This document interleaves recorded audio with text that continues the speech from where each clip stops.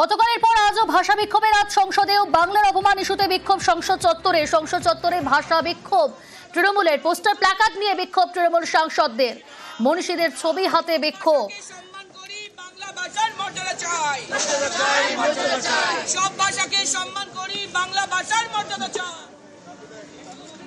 মৈত্রী রয়েছে আমার সঙ্গে। মৈত্রী, গতকালের পর আজকের ছবিটা জানতে চাই।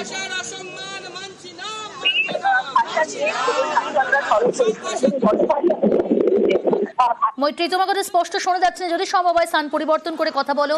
যে ছবি আপনাদের দেখাচ্ছি, গতকালের পর আজও ভাষা বিক্ষোভের আজ সংসদ চত্বরে বাংলার অপমান ইস্যুতে বিক্ষোভ সংসদ চত্বরে ভাষা বিক্ষোভ তৃণমূলের পোস্টার প্ল্যাকার্ড নিয়ে বিক্ষোভ তৃণমূল সাংসদদের মনীষীদের ছবি হাতে বিক্ষোভ। মৈত্রী রয়েছে আমার সঙ্গে। মৈত্রী, যেমনটা বলছিলে তুমি।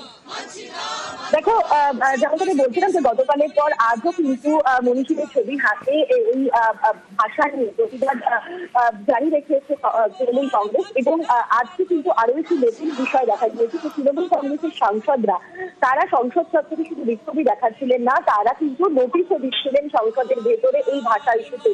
আর এবার কংগ্রেসও তাদের পাশে এসে দাঁড়িয়েছে। কংগ্রেসের তরফ থেকেও কিন্তু এই বাংলা ভাষার জন্য বাঙালিদের উপর বিজেপি শাসিত রাজ্যগুলিতে অত্যাচারের বিষয়ে নোটিশ দেওয়া হয়েছে। ফলে এই ভাষা ইস্যুতে কিন্তু দিল্লিতে অনেক বেশি মাটি শক্ত করছে তৃণমূল কংগ্রেস এবং তাদের পাশে কিন্তু এক এক করে তাদের সমস্ত যারা বিরোধী সহযোগী দল তারাও এসে দাঁড়াচ্ছে, সেই ছবি দেখা যাচ্ছে। বেশ,